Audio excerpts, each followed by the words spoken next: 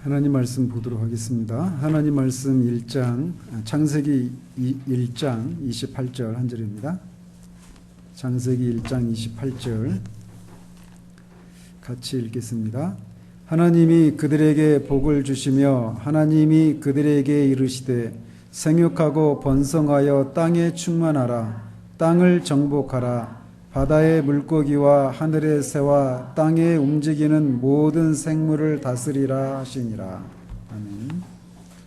자, 첫 번째 시간은 하나님께서 문화라고 하는 것은 하나님이 창조하신 그 모든 창조 세계 속에서 하나님의 그 창조 활동을 모방하는 것, 흉내내는 인간의 모든 활동들과 또 그 활동으로 생겨난 모든 결과물들, 이걸 가리켜서 문화다 이렇게 말을 했죠. 그래서 하나님은 처음부터 첫 인간 아담을 문화 활동을 하는 그런 존재로 이렇게 만드셨고, 그 문화라고 하는 것은 결국 이 문화 활동이라고 하는 것은 결국 이 낙원의 그 자연 상태에서 그 도시화가 되어가는 이런 것으로 이루어지고, 맨 마지막 이 새 예루살렘 성, 예수님이 오셔서 완성될 그 하나님의 나라의 그 완성된 도시인 새 예루살렘 성에서 우리가 그동안의 인간이 문화 활동을 통해서 이루어놓은 모든 업적들이 그대로 하나님 나라에 그렇게 편입될 것이다 라고 하는 얘기를 했어요. 왜냐하면 인간의 모든 활동은 그 하나님의 창조 활동을 모방하는, 하나님의 형상으로서 행해지는 그런 활동들이기 때문에, 비록 그들이 하나님을 믿지 않는 사람들에 의해서 이루어진 문화라 하더라도 그 하나님 나라에서는 하나님이 그 모든 인간의 업적들을 정화시키고 성별해서 하나님 나라의 그 문화, 그 업적이 그대로 편입이 될 것이다. 그래서 이 새 예루살렘 성은 하나님이 왕으로 계시면서 또 하나님 구속받은 하나님의 백성들이 있는데, 그들이 사는 그 세상은 아담이 살았던 그 낙원의 상태가 아니라고 말씀드렸죠. 그죠? 어떤 상태?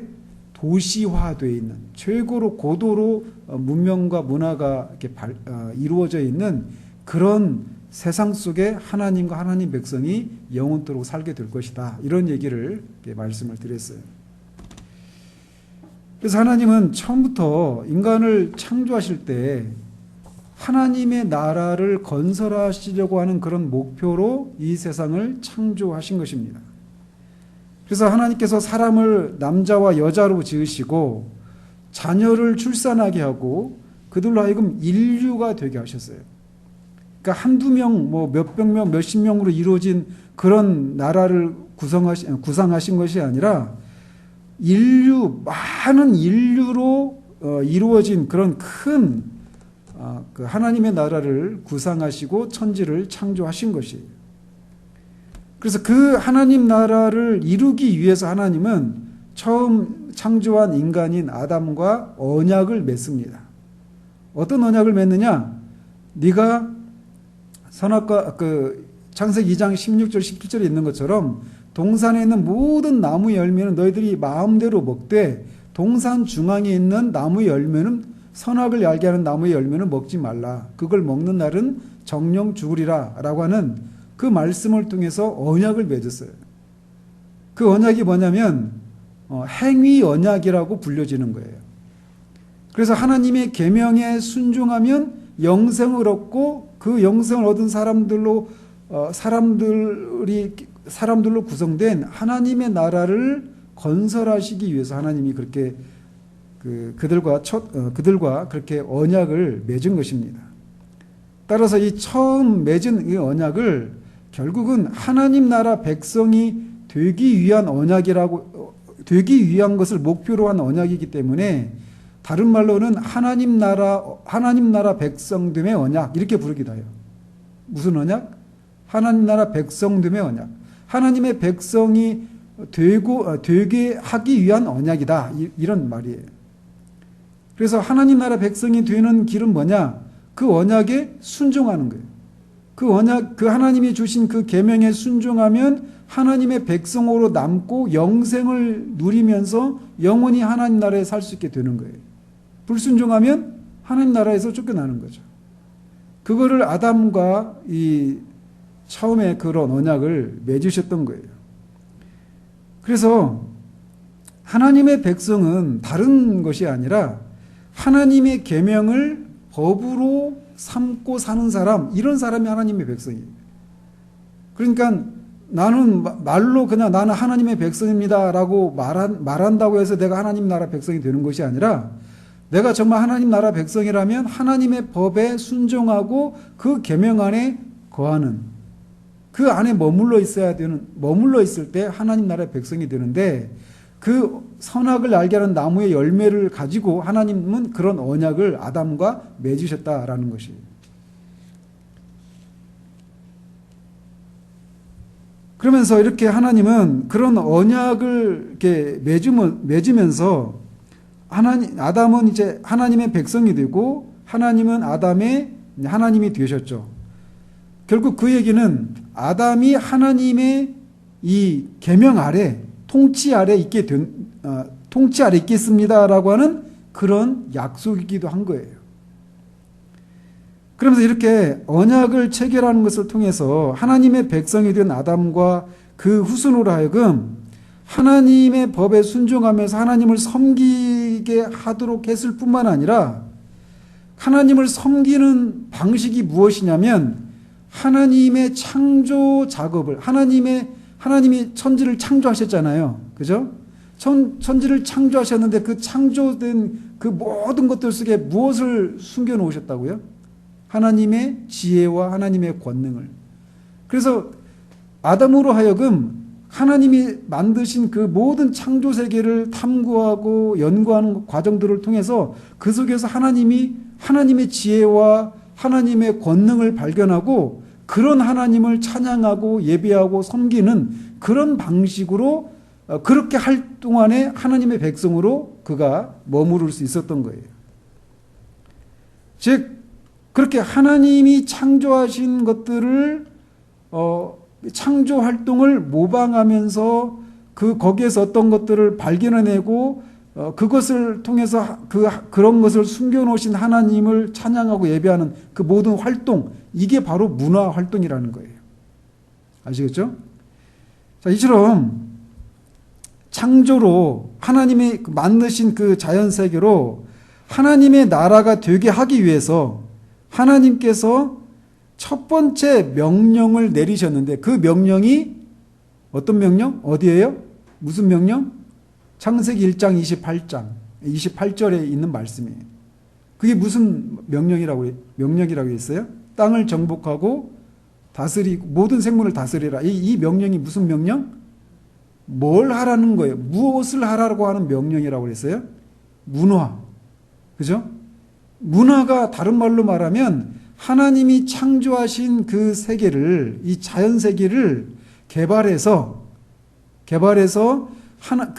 하나님의 그 지혜와 권능들을 개발하고 결국 그 창조 세계를 그냥 있는 그대로 그냥 내버려 두는 것이 아니라 그 창조 세계를 계속 개발하고 그것을 통해서 더 이 자연 상태를 벗어나게 하는, 더 진보되고 더 발전시키는 그런 일을 하도록 하나님이 아담에게 명령하셨단 말이에요.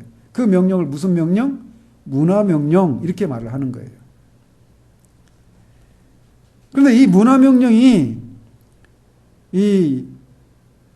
이것을 문화명령이라고 하는데, 성경에 보면 선악을 알게 하는 나무 열매를 먹으면 반드시 죽는다라고 하는 이 행위 언약, 하나님의 백성됨의 언약보다 문화명령이 앞에 있었다라는 것이에요. 그리고 이 신약에서 그 모든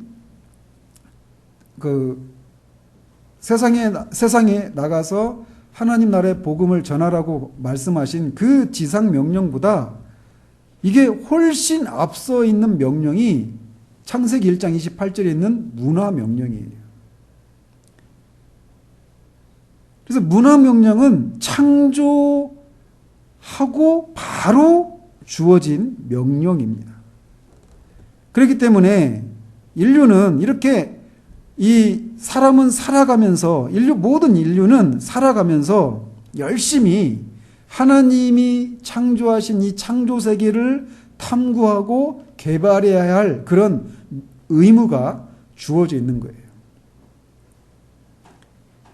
그래서 이 명령, 즉 하나님의 창조 세계를 탐구하고 연구하고 개발하는 이 명령, 이 문화 명령인데 그 명령은 타락해서 하나님 백성이 되기를 싫어하는 사람들에게도 해당될까요? 해당이 되지 않을까요? 왜죠? 왜 그런 사람들에게도 해당이 되죠? 이 문화 명령이? 왜냐하면 타락하기 전에 창조되었을 때 이미 그때 하나님이 처음으로 내리신 명령이기 때문에 그래요. 그래서 아까 전 시간에 그랬잖아요. 제가 이 얘기를 이 하나님 나라 이 기독교 이 문화관 이 문화 명령에 대한 얘기들을 여러분들이 내가 그리스도인인가 아닌가 이런 확신도 없고 그리스도인이 아니라고 생각하고 있을 수 있는 그런 사람들에게 이 가르침을 이 명령을 가르치는 것이 무슨 의미가 있을까 이런 그런 질문이 제 안에 생기면서 망설였다고 그랬잖아요. 그런데도 이거 해야 되겠다라고 했던 이유가 뭐냐면 방금 말씀드린 것처럼 이 문화 명령은 그 사람이 그리스도인이든지 그리스도인이 아니든지 모두에게 해당되는 명령이기 때문에 그렇다라는 거예요. 그래서 그들이 하나님을 하나님으로 인정하지 않고 하나님을 섬기는 것을 싫어하는 사람이라 할지라도 이 문화 명령에서 면제되는 사람은 아무도 없다라는 거예요. 하나님이 창조한 이 세계를 탐구하고 개발하는 이 명령. 그리고 그렇게 개발할 때마다 뭐가 나타나요? 뭐가 발견돼요? 그 속에서 항상 뭐 금이나 은 이런 게 발견되는 게 아니라 그 하나님의 창조 세계를 개발하면 항상 거기에서 뭐가 발견되냐면 그것을 만들어 놓으신 창조주 하나님의 지혜와 권능이 다른 말로 말하면 하나님의 어떠하심이 그 모든 것 속에서 발견이 되는 거예요. 그래서 이 문화명령은 모든 사람에게 해당되는 그런 명령이라는 것입니다. 그래서 자신이 그 사람이 피조물인 한, 창조주가 아닌 한, 그 사람이 인간인 한, 피조물인 한, 그는 이 명령으로부터 벗어날 수가 없어요. 그가 이 명령에 복종하고 싶어 하든 복종하고 싶어 하지 않든 이 명령은 모든 인류에게 주어진 명령이다라는 것입니다. 왜냐하면 하나님은 모든 것을 통해서 하나님이 영광 받으시기를 원하시는 그런 분이시기 때문에 그래요. 그분은 하나님이시거든요.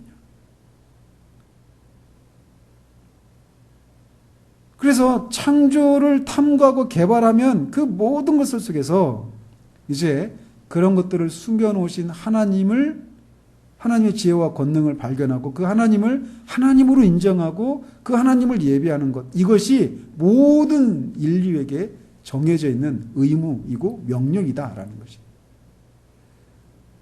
그래서 어떤 사람이 그리스도인인가 아닌가는 그 명령에 대해서 아멘, 맞습니다.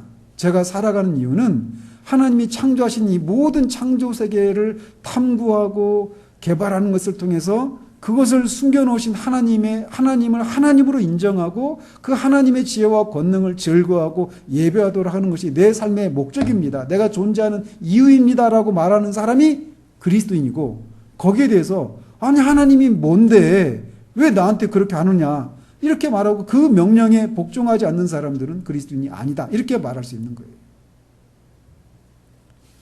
자, 어쨌든 하나님은 이 천지를 창조하셨을 때 이렇게 하나님의 나라를 만드시기 위해서 그 천지를 창조하셨는데 그 하나님의 나라는 그냥 가만히 있으면 만들어지는 것이 아니라 그 하나님의 백성이 되기로 한 아담, 그리고 그 아담의 후손인 우리 모두가 하나님의 이 창조 세계를 자꾸 연구하고 탐구하고 개발하는 것을 통해서 계속 그 창조 세계를 발전시켜 나가는 그런 일들을 통해서 하나님 나라가 완성이 되는 거란 말이에요. 그런데 그렇게 진행이 되다가 그 일을 아담은 어디서부터 했죠? 언제부터? 하나님으로부터 그렇게 창조를 받고 에덴 동산에 있을 때부터 그 일을 했어요. 그래서 아까 말했잖아요. 에덴 동산에 있을 때도 아담은 그 하나님의 창조 세계를 연구하고 탐구하고 개발하는 그런 일들을 했더라고. 그죠? 자, 그랬는데 이렇게 낙원에서부터 아담의 그 창조 세계를 개발하고 창조 세계를 탐구하고 개발하는 활동, 이거를 줄여서 무슨 활동? 문화 활동. 아담은 이렇게 낙원에서도 문화 활동을 시작하고 진행했었는데 본격적으로는 그가 낙원에서 쫓겨난 후 낙원의 동쪽에서부터 본격적으로 진행이 되었습니다. 아담이 타락하고 나서 하나님이 그에게 저주하셨죠. 어떻게 저주하셨죠? 창세기 3장 보십시다.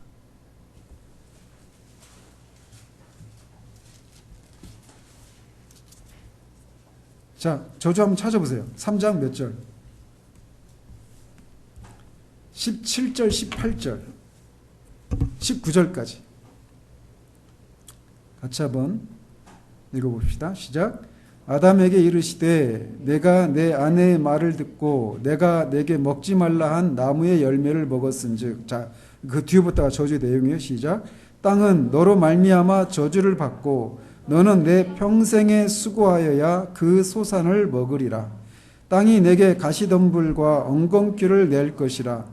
내가 먹을 것은 밭의 채소인즉 내가 흙으로 돌아갈 때까지 얼굴에 땀을 흘려야 먹을 것을 먹으리니 내가 그것에서 취함을 입었음이라.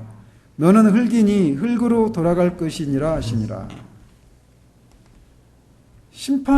타락으로 말미암아 하나님이 아담에게 내린 심판의 내용은 네가 이제 땅이 저주를 받아가지고 낙원에 있을 때처럼 그 소산을 내지 않게 되었다라는 거예요. 땅이 저주받아고 이제 뭘 낸다고요? 가시와 엉겅퀴를 내는 거예요. 그래서 그 땅에서 이제 뭔가를 먹을 것을 얻기 위해서는 어떻게 해야 된다? 수고해야 된다라는 거예요. 어떻게? 어느 정도? 이마에 땀을 흘릴 정도로. 그러니까 여기 수고한다라고 할 때 그 수고는 그냥 가벼운 정도의 수고가 아니에요. 그 막 몸이 이렇게 뭐라고 할까요? 녹초가 될 정도로 기진할 정도로 하는 수고를 가리키는 거예요. 그렇게 해야 먹을 것을 땅이 낸다. 이렇게 얘기를 하는 거예요. 그전에는 에덴 동산에 있을 때는 수고 안 했나요? 먹을 거 얻기 위해서? 에덴 동산에 있을 때도 수고했어요. 일을 했어요. 아담이. 그런데 이제 타락하고 에덴 동산에서 쫓겨난 이후에는 그 전과 비교할 수 없을 정도로 이제 수고를 해야만 이제 겨우 먹을 것을 얻게 된다라고 하는 그런 저주를 받게 된 거예요. 그래서 하나님이 아담한테 네가 이제 네가 만들어진 뭘로부터 만들어졌어요? 아담이 흙으로부터 만들었죠. 그 흙을 그렇게 이마에 땀을 흘릴 정도로 경작해야 이제 먹을 것을 얻을 수 있다. 이렇게 얘기하신 거예요. 저주를 내리신 거예요. 거기서 이 경작한다라고 하는 말이 라틴어로 콜레레라고 하는 말이에요. 콜레레. 뭐라고요?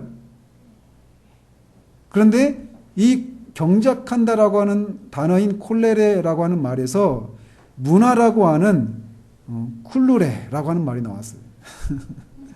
콜레레에서 쿨루레라고 하는 문화라고 하는 말이 나온 거예요. 영어로는 이 경작하다가 cultivate이라는 말이에요. cultivate. 거기에서 문화라고 하는 culture가 나온 거예요. 영어로. 따라서 인간의 문화활동은 본격적인 문화활동은 어디서부터 시작된 거예요? 하늘, 바다가 아니라 땅에서부터 시작된 거예요. 땅에서부터 인간의 문화활동이 본격적으로 시작됐고 거기에다가 그 문화활동에는 수고함이 더해지게 됐어요. 그 땅을 경작하는 것을 통해서 문화가 시작이 됐는데 그 경작할 때 수고로움이 더해졌다라는 거예요. 그래서 자기의 양식을 얻기 위해서는 이마에 땀을 흘리는 그런 수고를 해야만, 수고를 해서 땅을 경작해야만 얻을 수 있게 된 겁니다. 자, 생각해 보세요. 아담이 땅을 막 경작하고 어떤 이제 수확을 해야 되는데, 그때는 이제 노아 홍수 이후에 이제 고기를 먹게 하셨으니까, 그전에는 다 그렇게 농산물이나 과일이나 이런 걸 먹었단 말이에요. 그런데 이제 땅을 경작해서 어떤 수확을 얻는다 할 때 뭘 알아야 되겠어요? 아무거나 심으면 막 그냥 돼요? 먹을 수 있는 걸 심어야 되겠죠. 그죠? 먹을 수 있는 건지 아닌지 이 어떤 식물의 특징들을 아담이 연구해야 되겠죠. 탐구해야 되겠죠. 그죠? 그리고 그런 심겨지는 그런 식물들 뿐만 아니라 뭣도 이렇게 연구를 해야 돼요. 아무 땅에나 심으면 돼요? 아니죠. 어떤 땅에 심어야 이런 그 수확을 많이 거둘 수 있는 이런 것도 연구해야 되겠죠. 그렇지 않겠어요? 그러니까 그런 거예요. 어떤 식물들의 그런 특징들을 연구하는 거. 그래서 그 식물들의 그런 어떤 특성들을 이렇게 그 본성을 깨닫고 탐구해서 어떤 결과물들을 얻는 이 모든 활동들이 다 문화인 거예요. 경작하는 것 자체가 그래서 문화인 거예요. 문화 활동인 거예요. 그리고 땅도 연구하는 거예요. 땅도.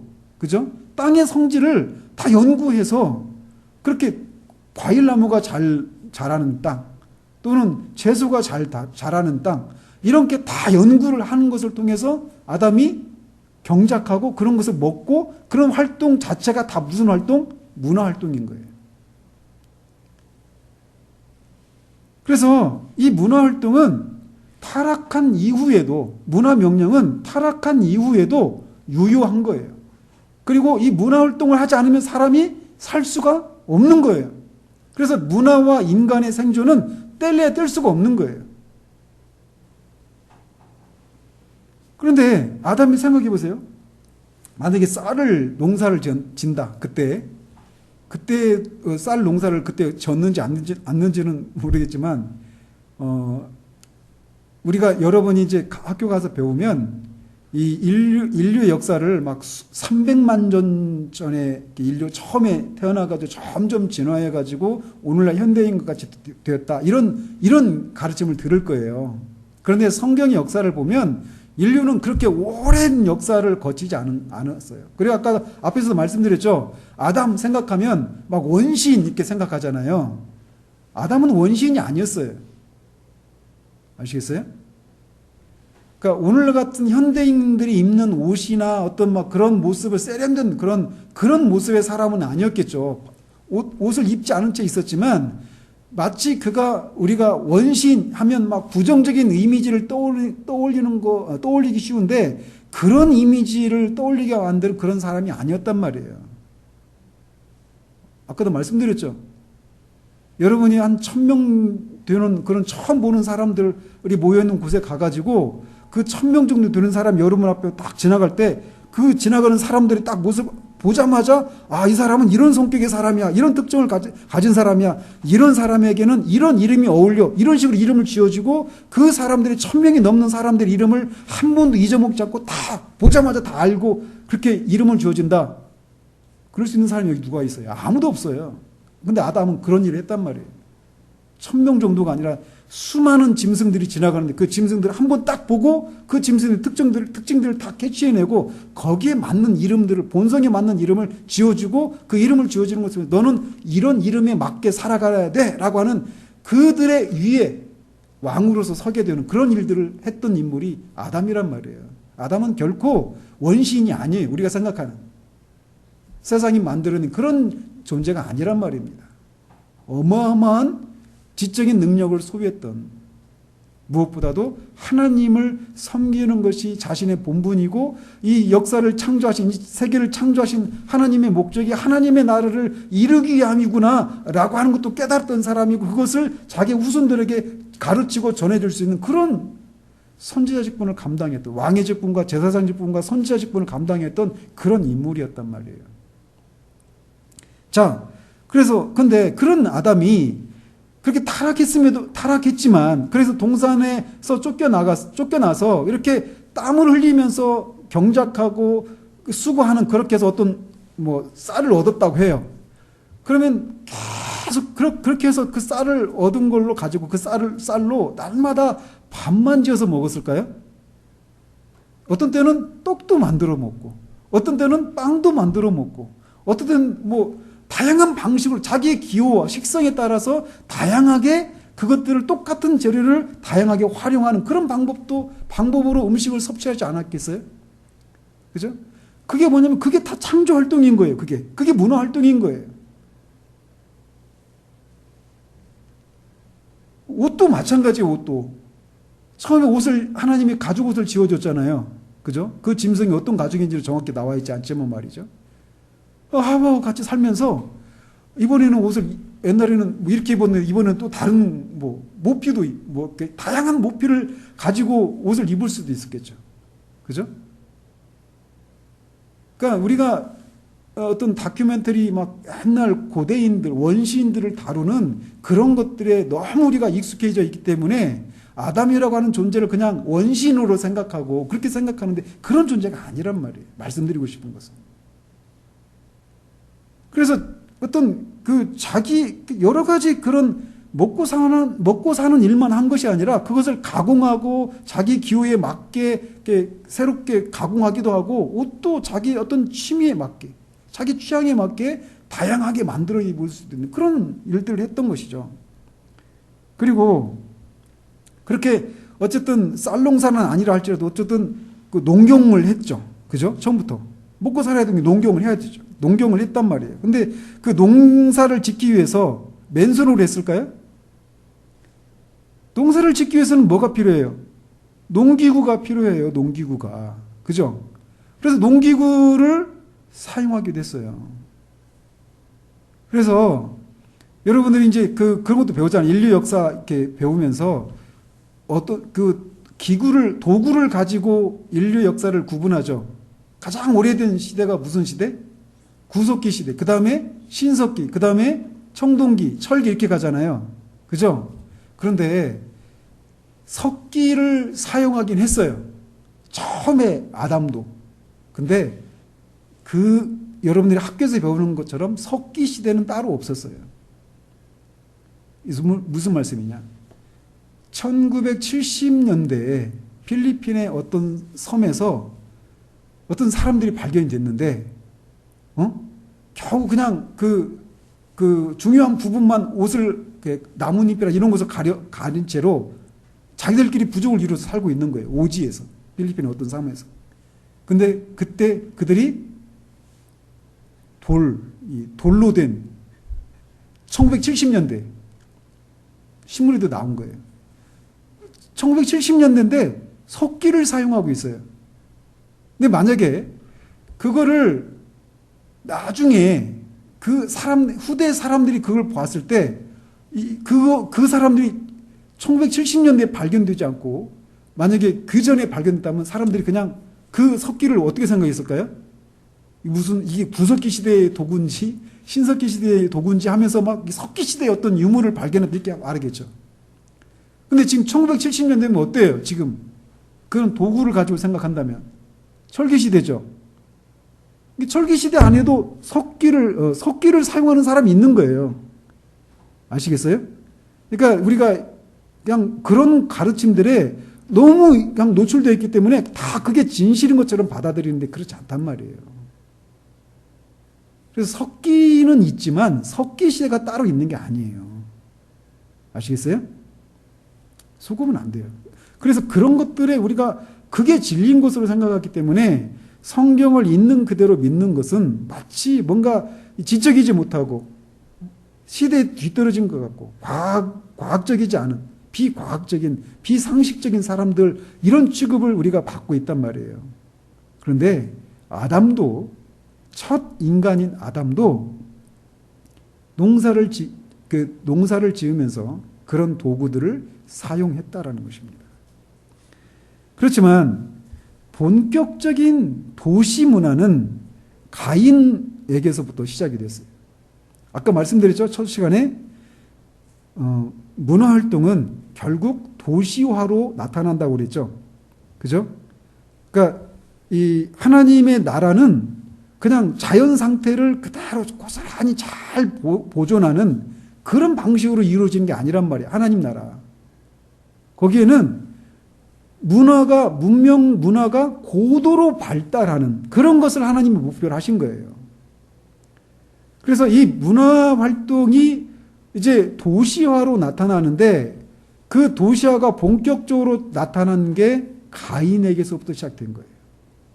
4장에 나오는데 가인이 범죄한 후에 가인은 이 에덴의 동쪽보다 멀리 떨어진 놋 땅으로 가가지고 거기서 성을 쌓고 살았어요. 성을 쌓으려면 자 아담의 아들이 그 가인이에요. 그러니까 처음 인류의 조상인 아담 아들이 가인인데 그 가인 때 성을 쌓았단 말이에요. 아시겠어요?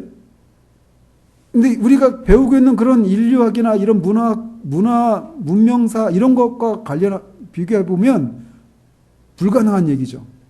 그죠? 성을 쌓기는커녕 그냥 진짜 그야말로 원시인, 여러분들이 뭐 내셔널 지오그래픽이나 이런 데서 막 보잖아요. 그죠? 다 하나님을 부인하려고 하는 그런 사상에서 만든 프로그램들인 거예요. 근데 어쨌든 가인이 이 놋 땅에서 문화를 발전시킵니다. 그래서 이미 그때 보면 그 창세기 4장에 보면은 가인의 6대손, 아까 가인의 5대손, 그러니까 아담으로부터는 6대손이죠. 그죠? 아담의 6대손인 두발가인이라고 하는 사람이 구리와 철로 된 무기를 만들었어요. 자, 구석기 시대, 신석기 시대, 청동기 시대 할 때 막 보통 단위가 어때요? 몇천 년이에요? 몇백 년이에요? 아니죠. 몇십만 년. 그죠? 몇십만 년씩 걸려요. 그런데 아담의 6대소인 두발가인 때 이미 구리와 철로 된 무기를 만들었어요. 청동기 만들고 한참 후에 철로 된 무기 만든 것도 아니고 같은 사람이 구리와 철로 된 무기를 만들었대요. 그러니까 아담으로부터 6대손밖에 안 되는데.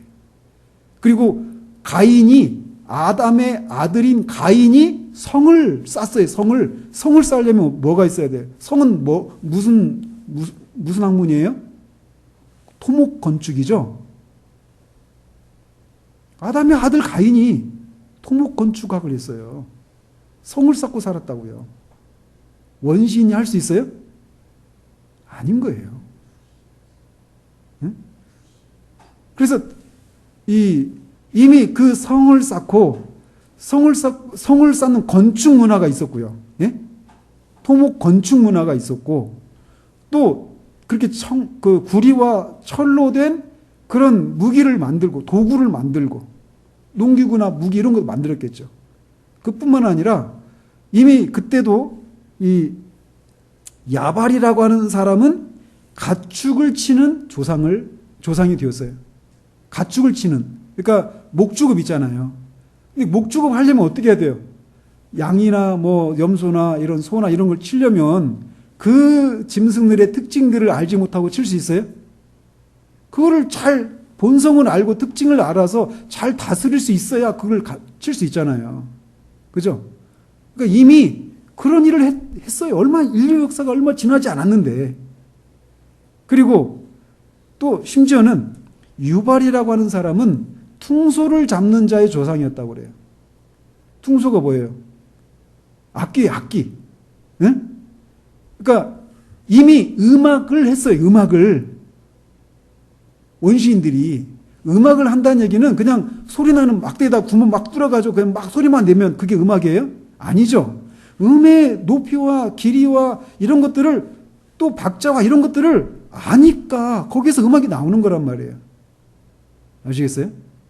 이미 타락한 근데 아이러니한 것은 가인은 하나님 백성 되기를 거부했던 사람이란 말이에요. 근데 그 하나님의 백성 되기를 거부했던 가인의 후손들에 의해서 이 도시 문화가 건설이 되었어요. 당시 하나님의 백성은 소수였죠. 가인의 동생이 누구였죠?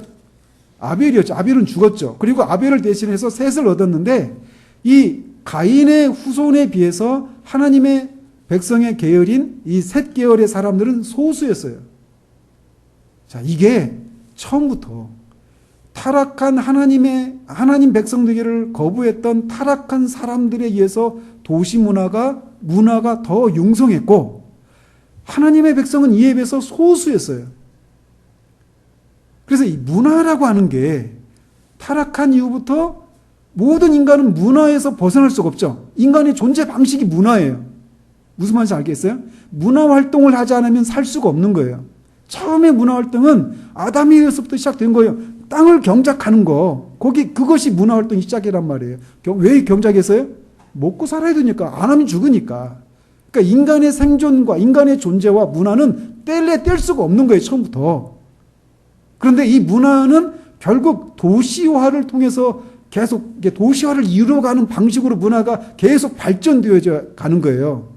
그런데 그것에 선두에 섰던 사람들이 누구냐? 타락한 하나님 나라 백성 되기를 거부했던 가인 계열의 사람들로부터 시작이 됐단 말이에요. 그러니까 여기에 이제 우리가 이것이 이 나머지 인류 역사의 문화를 우리가 어떤 시각으로 봐야 되는가를 우리가 여기서 어떤 시사점을 얻을 수 있는 거예요. 그러니까 문화 속에는 뭐가 있겠어요? 뒤에서 더 구체적으로 살피겠지만 하나님의 백성 되기를 거부하는 사람들에 의해서 문화가 그렇게 도시화가 이루어지고 융성해 나갔다. 인류 역사가. 거기에는 뭐가 있는 거예요?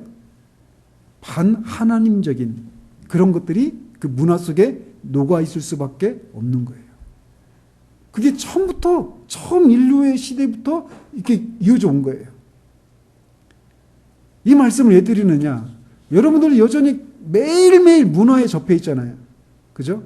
문화라고 하는 것은 아까 뭐라고 그랬어요? 단지 학문과 예술 활동만이 아니라 인간의 그 창조와 관련된 모든 활동이 다 문화라고 했죠? 정치, 경제, 노동, 교육, 군사, 외교, 국방, 농업, 축산업, 모든 것들. 이 모든 것들이 다 문화란 말이에요. 근데 이 모든 것들이 여러분이 노출되어 있는 거예요. 근데 그 문화 속에 뭐가 있는 거예요? 항상, 이 처음부터 반하나님적인 사상들, 생각들이 녹아 있는 거예요. 그래서 제가 몇 주 전에 사람들이 속는 얘기를 하면서 제가 부끄러운 얘기지만 제 실패했던 대표적인 실패작이라고 할 수 있어요. 그 설교에서 제가 그런 얘기 했잖아요. 토이스토리 그 얘기, 봤던 얘기 막 했었던 적 있죠? 예?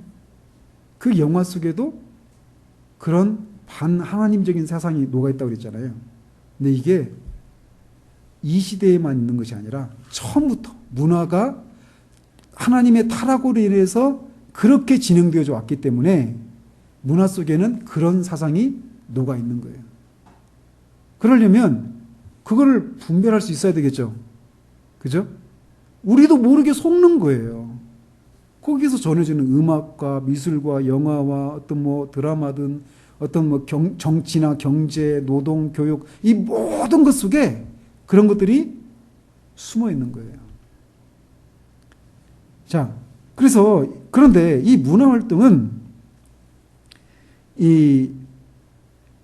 그래서 이 문화가 이렇게 어떤 하나님의 백성으로 남는 것을 거부했던 그러면서 자신의 어떤 육체적인 욕망과 자기 만족에 충동된 그런 사람들에 의해서 문화가 시작됐단 말이에요. 본격화가 됐단 말이에요. 그러니까 문화가 발전하면 발전할수록 어떻게 되겠습니까? 죄악은 더해지고 하나님을 배반하는 것이 더욱 심해지고 우상 숭배하는 문화가 발전하면 발전할수록 우상 숭배 문화가 더 기승을 부리게 되는 거예요. 그래서 문화와 종교는 분리할 수가 없어요. 문화와 종교는. 왜냐하면 문화는 항상 종교의 표현 형식으로 나타났기 때문에 그렇습니다. 종교는 어떤 단지 우리 영혼의 평안이나 구원을 받는 그런 것에서만 머무는 문제가 아니라 우리 인간의 중심에 자리하고 있는 것이어서 인간 삶의 모든 것을 규정하는 거예요. 바로 그런데 그 종교가 문화의 형식으로 표현되는 거예요. 그래서 문화와 종교는 뗄래야 뗄 수가 없어요. 그래서 이방 종교는 다 창조주 하나님을 배척하고 모든 활동의 중심에 하나님이 아니라 인간이 자리하고 있어요.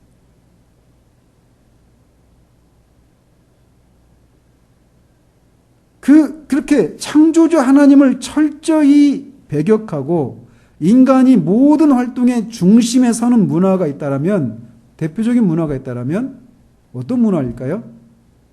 헬라 문화예요. 헬라 문화. 헬라가 다른 말로 지금 어느 나라? 그리스. 예? 그래서 이 헬라 문화는 서양의 고정 문화로서 서구 문화의 기초가 되고 모본이 되었어요. 그래서 항상 바른 문화 활동이 뭐냐? 그리스 문화로 돌아가는 거예요. 헬라 문화로 돌아가는 거예요. 헬라 문화의 특징이 뭐라고요? 하나님을 철저히 배격하고 인간이 모든 것의 중심이 되는 것. 그 헬라 문화가 뭘로 표현되느냐? 예술, 언어와 어떤 예술과 건축과 어떤 문학 작품들 이런 것을 통해서 드러나는 거예요. 그리고 그런 것의 총화인 이 종교 활동.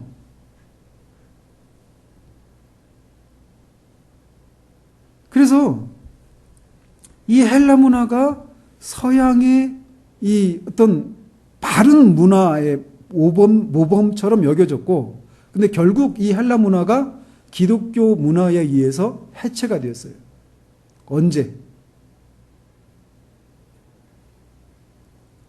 최종 그런 종교 개혁 때 그랬지만 처음에 기독교가 어땠어요? 처음에는 이방 종교였죠. 이방 종교가 아니라 기독교가 이 헬라 문화 속에서 또 로마 문화 속에서 기독교는 아주 소수의, 그들이 볼 때는 그냥 이단처럼 여겨졌던 그런 종교였어요. 그들의 눈에는. 근데 결국은 기독교가 313년에 콘스탄틴 대제에 의해서 기독교가 공인이 되고, 또 테오도로스, 누구죠? 테오도시우스인가? 이름이 생각이 안 나네, 갑자기.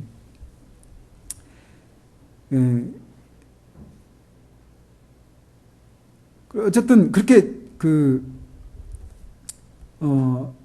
그래서 이 헬라 문화와 이 기독교 문화가 항상 충돌을 하거나 아니면 이 기독교 문화가 헬라 문화를 해체하든지 아니면 헬라 문화가 기독교 문화를 또 공격하든지 아니면 그 둘이 서로 타협을 이루든지 이런 방식으로 서양의 문화가 그렇게 흘러온 거예요.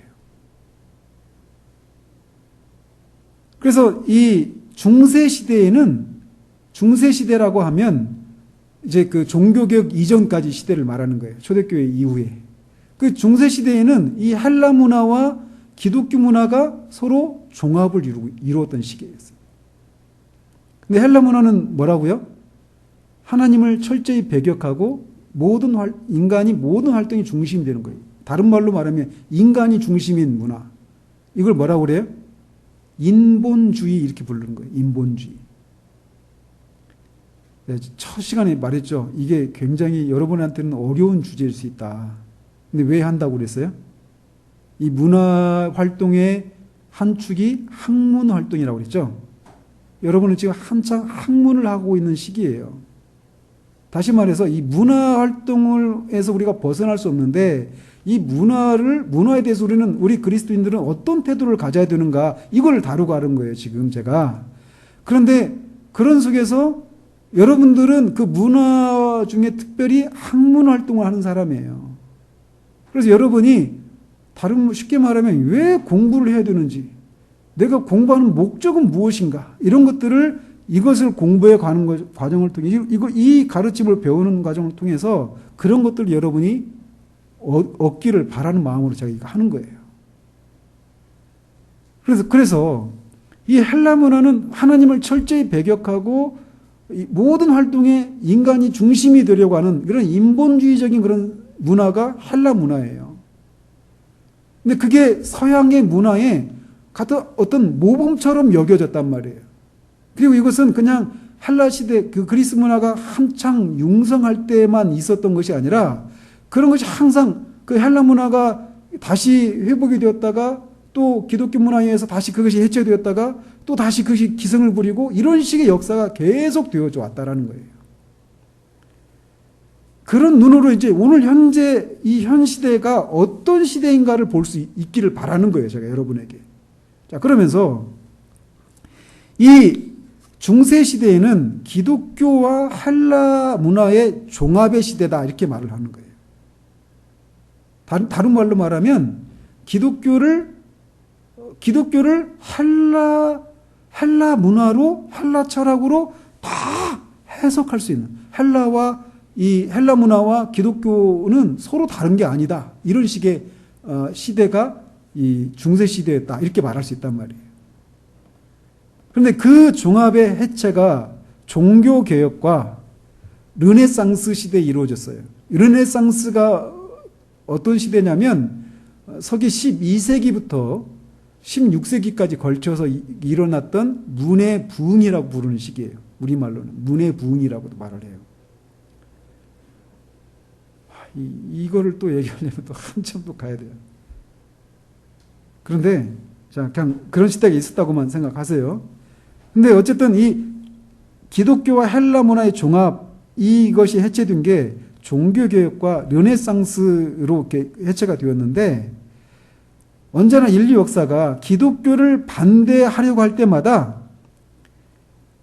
어디로 돌아가려고 해요? 헬라 문화로, 헬라의 고전 문화로 돌아가려고 시도했다라는 거예요. 그리고 그래서 지금도 마찬가지죠. 지금 여러분이 살고 있는 이 시대도 항상 기독교를 반대하려고 하는 그런 시도들을 할 때마다 헬라의 고전 문화로 돌아가려고 했던 그런 역사가 반복되었다고 했던 것처럼 지금 현대에도 그렇다는 거예요. 현대인들이 건설하려고 하는 이 문명, 문화도 하나님을 배제하고 인간이 중심이 되는 그런 문명을 건설하려고 하는 시도가 지금 현재도 이루어지고 있다는 거예요. 그래서 그것을 시도하기 위해서 어디로 돌아가느냐? 어느 문화로 돌아가느냐? 헬라 고전 문화로 돌아가는 시도를 하고 있다는 거예요.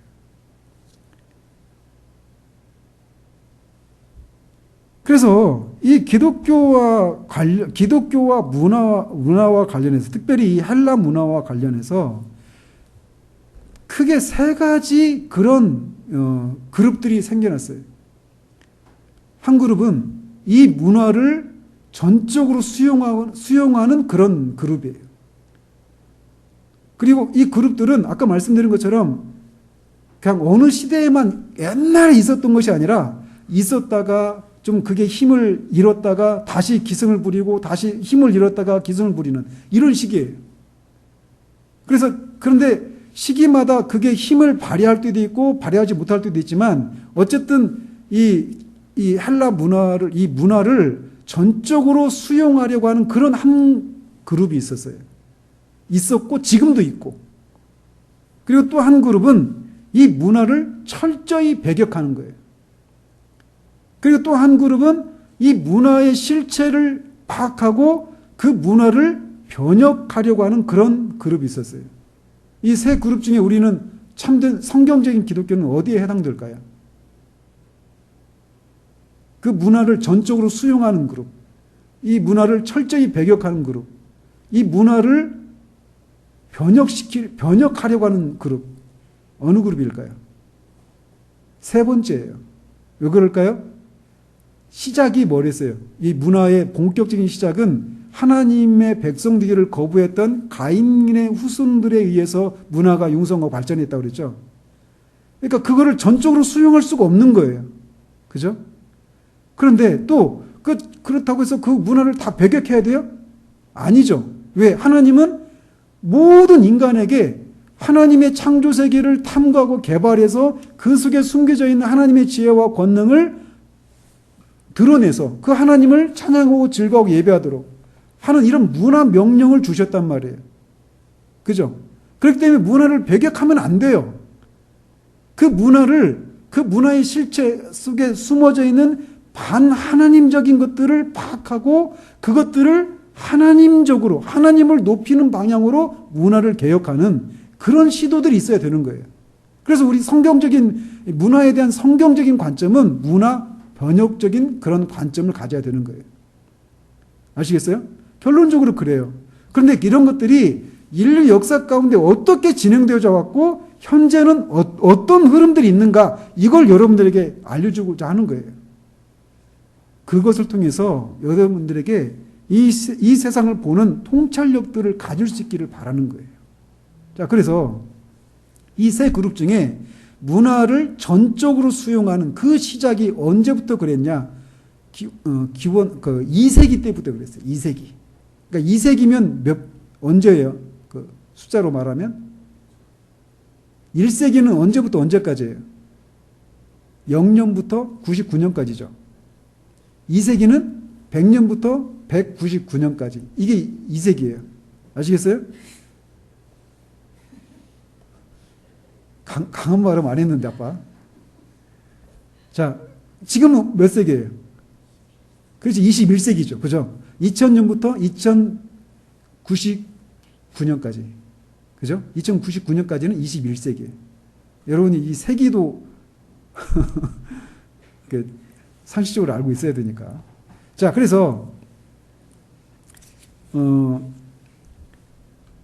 이제 언어를 문화를 전적으로 수용하는 한 그룹이 있는데 왜 그랬느냐면 여러분이 이제 헬라 언어나 철학과 예술은 고대 문명 세계가 산출한 가장 탁월한 문화였어요. 여러분 지금 우리가 주일 오후에 소피의 세계 그 책을 가지고 공부하고 있잖아요. 근데 제가 그런 얘기했죠. 여러분이 이제 본격적으로 이 서양의 사상을, 서양 철학을 이제 본격적으로 배운다 하면서 그 첫 번째 인물을 누구라고 그랬어요? 정원주의에 끝난 플라톤. 그죠? 플라톤 앞에 소크라테스도 있지만 본격적으로는 플라톤이라고 볼 수 있어요. 이 플라톤과 이제 다음에 배울 사람이 아리스토텔레스예요. 그래서 이 플라톤과 아리스토텔레스는 어떤 철학자는 그렇게 얘기해요. 서양의 고대부터 현대까지, 그러니까 그 아리스토텔레스 이후의 철학은 모두 플라톤과 아리스토텔레스의 철학의 그냥 주석에 불과하다. 이렇게 얘기하는 사람이 있어요. 이게 무슨 말이겠어요? 플라톤 철학과 아리스토텔레스가 그 사람들 이후의 서양 철학사를 다 그냥 관통하고 있는 그럴 정도로 플라톤과 아리스토텔레스라고 하는 이 두 사람이 서양의 문명에 미친 영향은 어마어마한 거예요. 그러니까 여러분이 서양 문화에 대한 또는 문화를 접할 때마다 우리는 뭘 만난다고 그랬어요?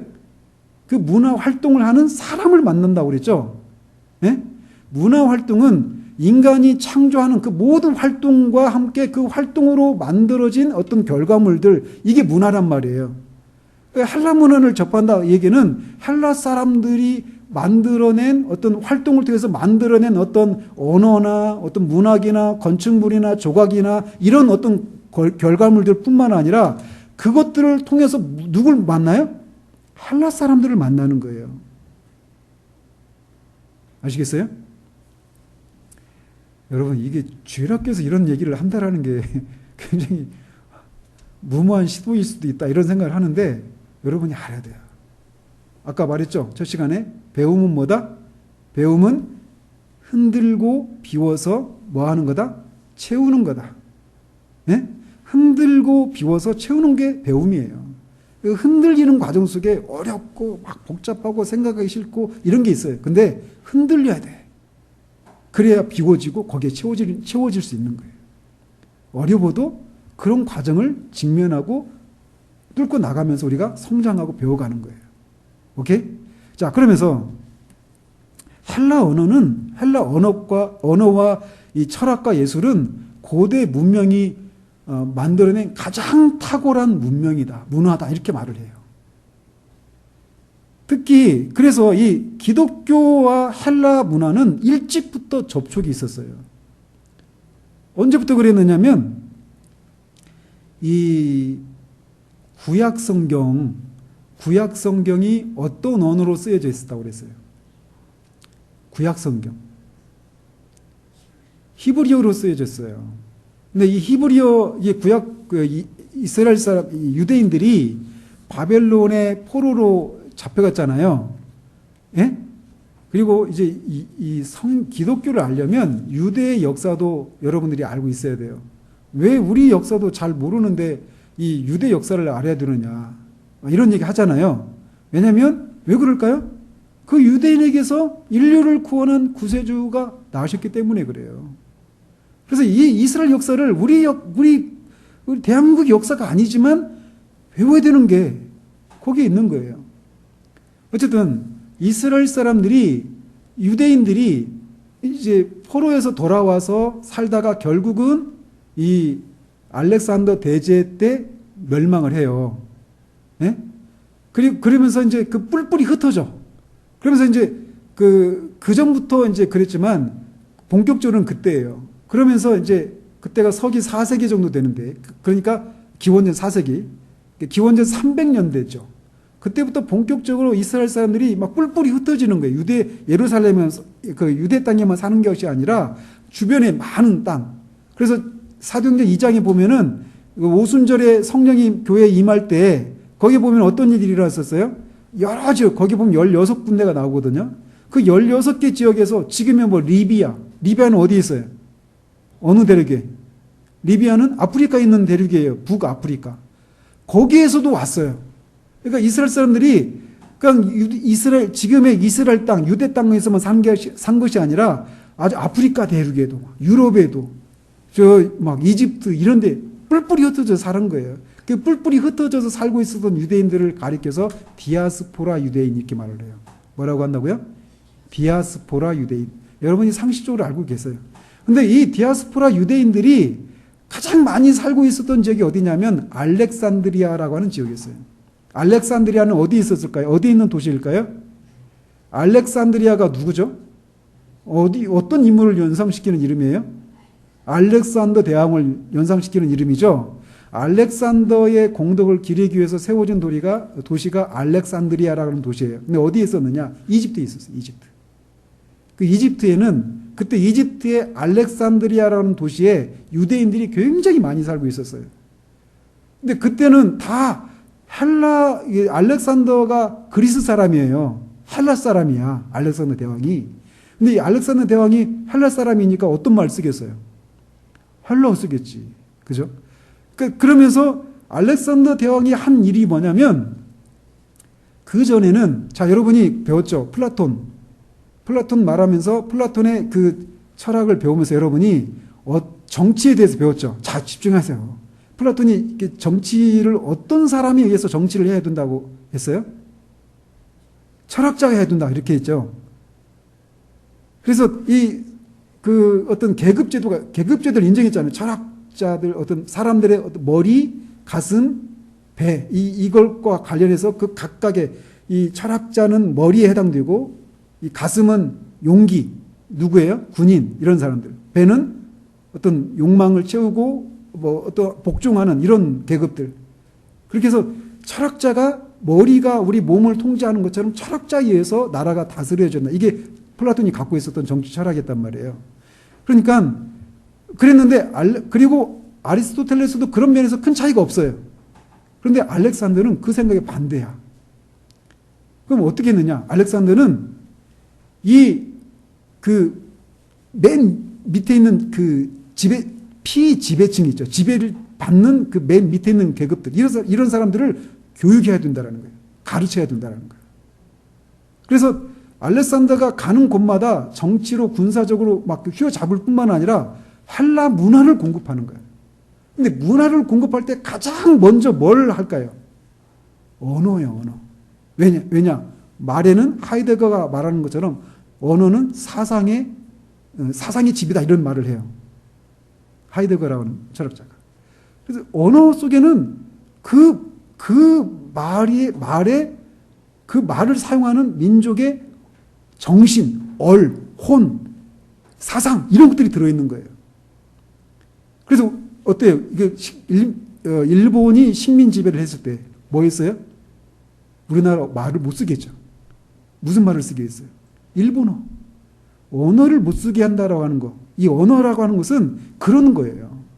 그러니까 일본 말을 쓰게 한다 이 얘기는 우리 민족의 민족 정신 이런 것들을 말살하기 위한 정책인 거예요. 얼마나 무서운 거예요. 그죠? 그래서 우리나라가 조선 사람인데 조선 사람 같이 생각하고 그 조선 사람처럼 생활하는 것이 아니라 그런 도덕관념과 윤리와 삶의 목표와 이런 것들을 가지고 살아가는 것이 아니라 누구처럼 살아가요? 일본 사람처럼 생각하고 일본 사람처럼 행동하는 거야. 일본 사람이 되는 거예요. 얼마나 무서운 일이에요. 그런데 알렉산더 대제가 그런 걸 한 거예요. 그래서 가는 곳마다 헬라어를 막 전파하는 거야. 근데 그것도 하나님의 섭리죠. 그러니까 교회가 세워졌을 때는 초대교회 때, 그러니까 주후 1세기 때는 복음이 전파될 때 다 뭘로 전파했겠어요? 말로 전파했겠지. 그죠? 인터넷이 없으니까. 말로 사람들이 막 가서 복음을 전파했는데 무슨 나라 말로 전파했을까요? 다 헬라어로 한 거예요. 헬라어로. 그래서 알렉산더가 정복한 나라들마다 다 헬라어를 쓰는 거예요. 네? 알렉산더는 다른 목적을 가지고 헬라어를 공급했는데 하나님은 그것을 사용하셔서 복음을 전파하고 하나님 나라가 확장되게 하시는 일로 사용하시는 거예요. 멋지지 않아요? 역사 속에는 하나님의 손길이 다 들어있는 거예요. 근데 어쨌든 이 헬라어가 그렇게 다 거의 그 당시에 만국 공용어인 거예요. 그리고 이 알렉산드리아라고 하는 이 도시에는 그 당시에 제가 지금 기억이 가물가물한데 제 기억으로는 당시 알렉산드리아에 도서관이 있었어요. 도서관이 있었는데 거기에 그 보관된 장서가 당시 20만 권인가 그랬다. 지금 20만 권 얼마 안 돼요, 사실. 우리나라 국립도서관만 가도 몇백만 권이 있어요. 근데 그 당시에는 지금 같은 책이 아니었죠. 다 뭐였어요? 양피지. 예? 양피지나 파피루스 이런 거에서 두루마기로 되어 있는 거. 그러니까 이 성경, 이 66권을 기록한 성경 부피가 얼마나 할까요? 아마 마태복음 한 권이면 지게 하나일 거예요. 예? 그런 것이 66권이면 그러니까 몇 지게 나오겠지. 성경 전체 갖고 있으면. 그러니까 성경 전체를 갖고 있는 사람은 부자일까요? 부자가 아닐까요? 어마어마하게 부자인 거야. 그게 언제까지? 구텐베르크가 인쇄술을 발견하기 전까지. 그런데 이미 기원전 3세기, 4세기 때 알렉산드리아에 그렇게 인쇄술이 그렇게 온전히 손으로 필사해야 되는 그런 시기인데 그런 시기에 책이 20만 권 있었다라는 얘기는 어마어마한 그런 것이 있는 거예요. 예나 지금이나 지식이 어떻게 전달돼요? 그런 책이나 가르치는 말을 통해서 교육을 통해서 전달되는 거예요. 그래서 언제나 문화의 중심제는 항상 뭐가 있어요? 가르치는 것과 관련된 곳이 있는 곳이 큰 도시, 지금도. 세계적으로 유명한 대학들이 어디 있어요? 미국의 아이비리그 있죠.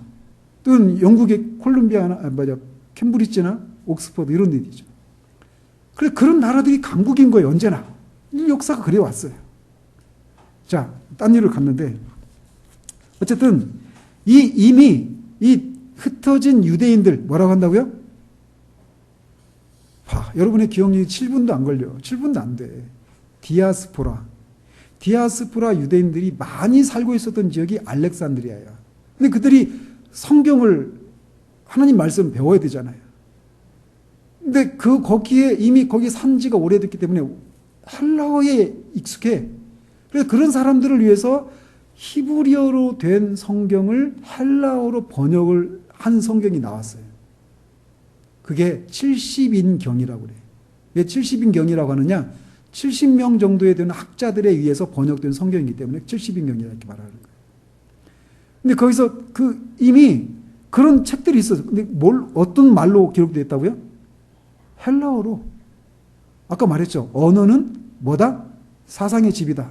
헬라어로 이 히브리어로 된 구약 성경이 번역이 됐다는 얘기는 기독교와 헬라 문화가 만난 거야.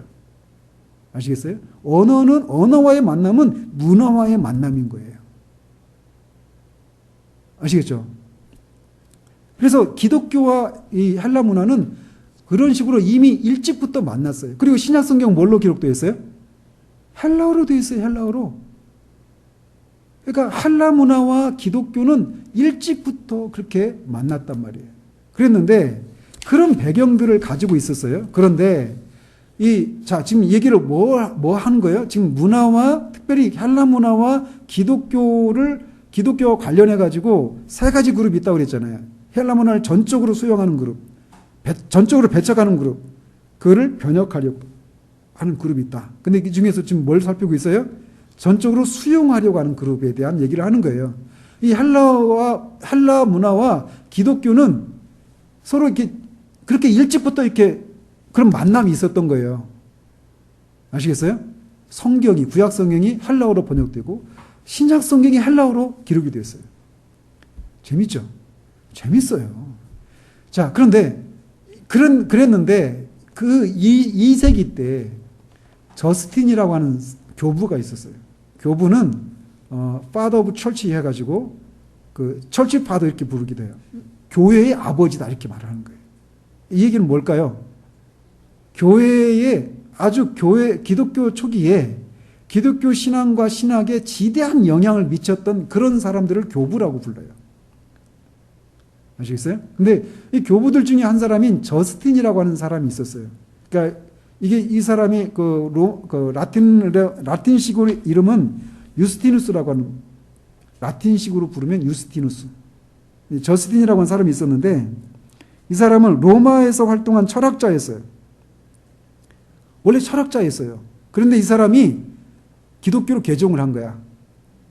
근데 이 사람이 헬라 철학자였으니까 헬라 철학에 여러분이 조금 맛봤지만 소크라테스나 플라톤이나 다 보는데 그들이 중시하는 게 뭐예요? 그 자연 세계와 이 인간을 뭘 사용해서 탐구하고 연구해요? 인간의 이성. 그죠? 그러니까 인간의 이성을 사용해서 인간 세계를 탐구하고 자연 세계를 탐구하려고 하는 그런 철학이 헬라 철학이에요. 그러니까 헬라 철학은 그러니까 이성적이고 굉장히 합리적이에요. 그래서 합리주의적인 그런 사고들이 서양 사람들에게 그냥 있는 거야. 헬라 철학의 영향들을 계속 받아왔기 때문에. 근데 이 헬라 철학을 했던 저스틴의 눈에 보니까 기독교가 너무 합리적인 거야. 너무 이성적인 거야. 그래서 어디까지 가느냐? 헬라 철학하고 기독교하고 그냥 양적인 차이만 있을 뿐이지 질적인 측면에서는 똑같더라. 이렇게까지 간 거야. 네? 저스틴이라고 한 사람이. 그래가지고 철학의 자기는 기독교가 너무 합리적이기 때문에 기독교를 믿는다. 이렇게 말을 하기까지 했어요.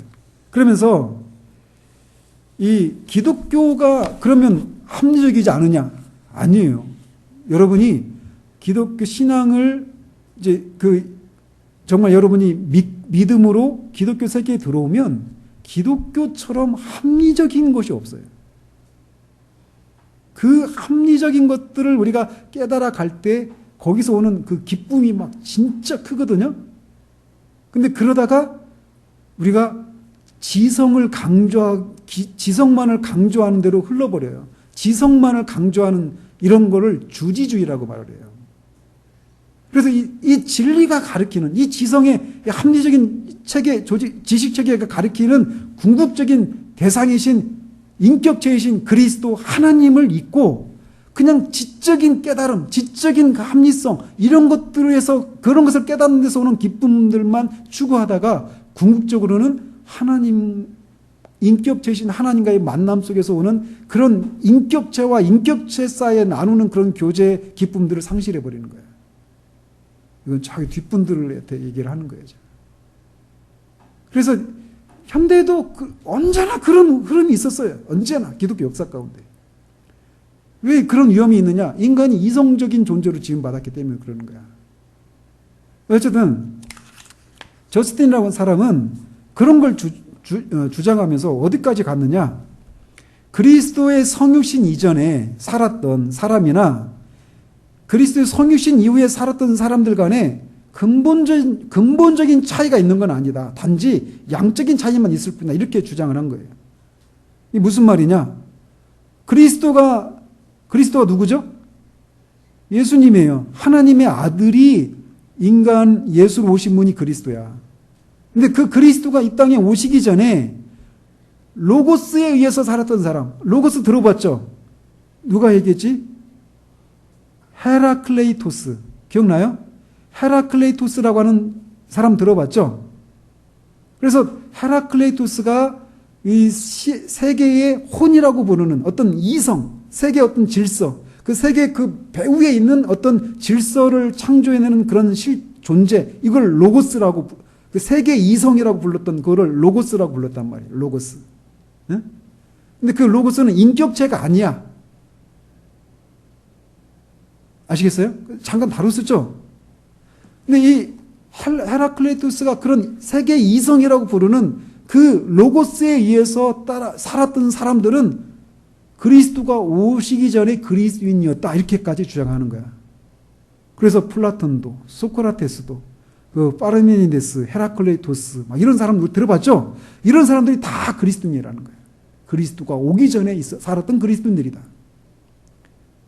왜냐하면 그들도 다 이 로고스에 의해서 기독교가 갖고 있는 이 합리성과 헬라 문화에 있는 그 합리성이 같은 것이다. 이렇게 생각한 거야, 저스틴이. 그러다 보니까 그렇게까지 나가버린 거예요. 그게 2세기 때 일이에요. 저스틴이라고 하는 사람이. 그래서 유대인들에게 이 그리스도 이전에는 율법을 주어서 살게 하신 하나님께서 헬라인들에게는 뭘로 살게 하셨다? 이성으로 살게 하셨다라는 거예요. 그래서 그 이성에 따라 살았던 그리스도 전에 그 사람들, 이성적인 사람들이었던 그런 헤라클레이토스, 파르메니데스, 소크라테스, 플라톤, 아리스토텔레스 이런 사람들이 다 성육신 전에 그리스도인이다. 이렇게 말을 하는까지 가버린 거예요. 이 맞아요? 틀려요? 잘못됐죠. 근데 저스틴이라는 사람이 그렇게 주장을 한 거예요. 그러면서 근데 이런 것이 그러면 이렇게 저스틴이라고 하는 사람 2세기 때만 있었던 것이 아니에요. 아까 처음에 말씀드렸죠.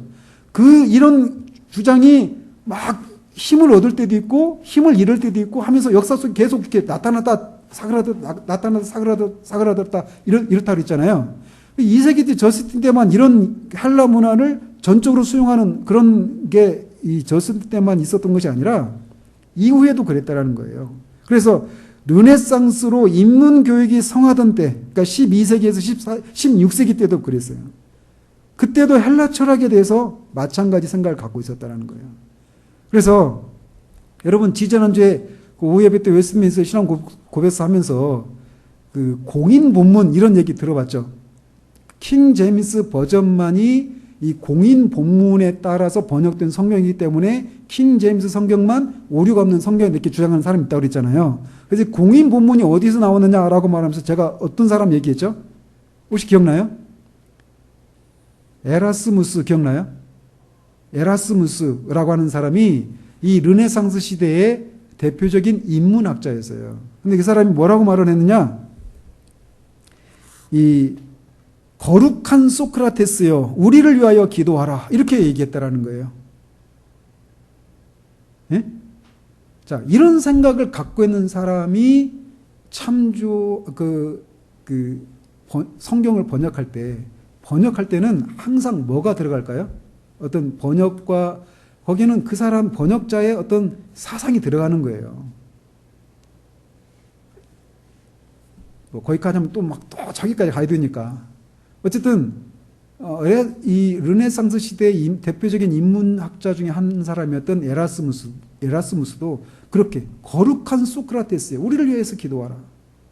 그러니까 이 사람의 생각 속에도 뭐가 있어요? 헬라 문화를 전적으로 수용하는 거예요. 그리고 심지어는 종교개혁자 중에 한 사람이었던 스위스의 쯔빙글리라고 하는 사람이 있었어요. 종교개혁이 처음 시작은 독일의 루터로부터 시작이 됐어요. 근데 이 독일은 유럽 대륙에 있죠. 그죠? 대륙에 있는데 막 핍박이 있고 막 그랬잖아요. 그러면서 이제 거기에 있는 사람들에 의해서 독일, 그 다음에 이제 프랑스의 대표적인 종교개혁자가 누굴까요? 칼빈이에요, 칼빈. 칼빈은 프랑스 사람이에요. 근데 활동은 스위스에 있죠. 스트라스부르크에 있다가 파릴이라고 하는 사람에 의해서 제네바로 이렇게 와서 제네바에서 주로 활동을 했어요.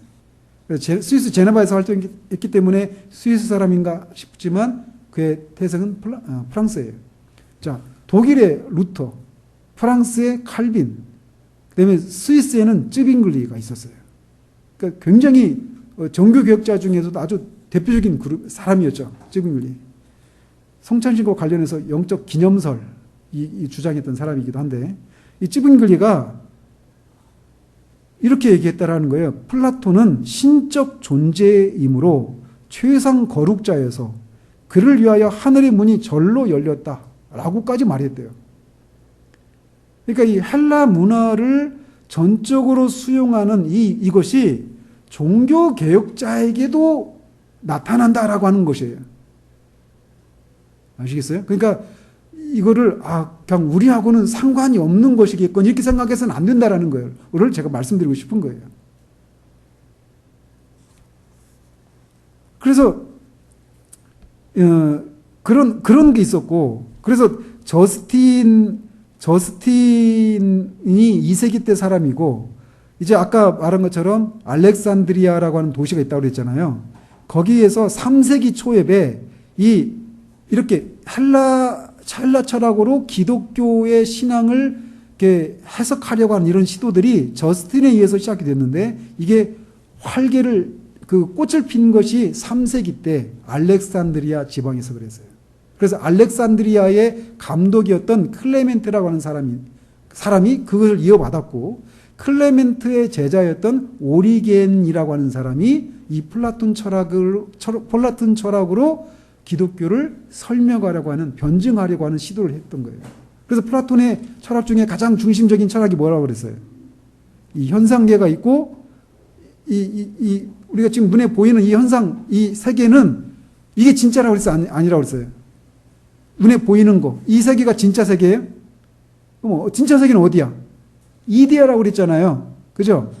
그래서 그런 얘기하면서, 이데아 철학 얘기하면서 오리겐 얘기했어요, 제가.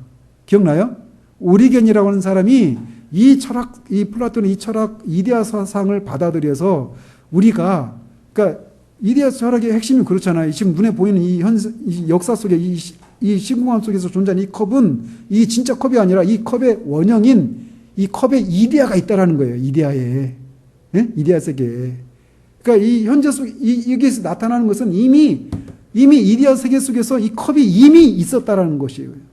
그리고 여기 나타나는 것은 그림자에 불과하다는 거예요. 실제는 이데아에 있고, 이 현상계에서 보여지는 것들은 다 그 이데아에 있는 그림자에 불과하다. 이거예요. 그래서 이것을 받아들여서 이제 오리겐이 우리가 영혼이 이미 있었다. 이걸 뭐라고 한다고 그랬어요? 영혼? 이미 있었다. 먼저 있었다. 그렇죠. 선제설. 이게 기억나죠? 이제 영혼 선제설을 주장하기까지 가는 거예요. 이 플라톤이 이데아 사상에서 가져온 거예요. 그럼 이게 플라톤 때만 있었느냐? 오리겐 때만 있었느냐? 아니에요. 지금도 이 옆에 있는 교회에서 제가 얘기했던 거예요. 구원이라고 김성수 목사라고 하는 분이 돌아가셨는데, 그분이 주장하는 것 중에 하나 이거예요. 영혼 선제설이에요. 플라톤의 영혼 선제설에 기반한 신학을 얘기하는 거예요. 그리고 많은 사람이 거기에 미혹되어 있죠. 이미 우리는 구원 받았는데, 구원이 뭐냐? 이미 우리는 그 영혼 속에 다 이루어진 사실을 이 역사 속에 들어와 가지고 내가 이렇게 소망이 없는 죄인이구나 하는 것을 깨닫고 이렇게 소망이 없는 나를 하나님의 아들을 통해서 구원하셨구나 이것을 깨닫고 가는 거 이게 인간의 인생이라는 거예요.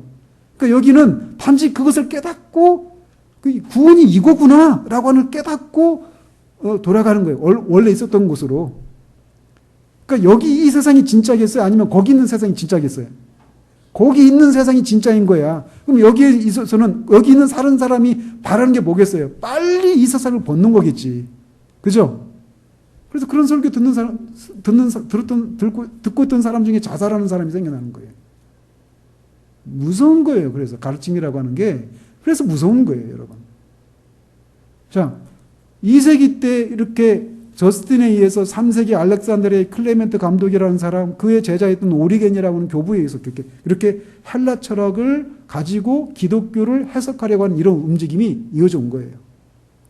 그리고 13세기에 와서는 토마스 아퀴나스에 의해서 헬라 철학을 대표하는 두 사람이 있다고 그랬죠. 누구?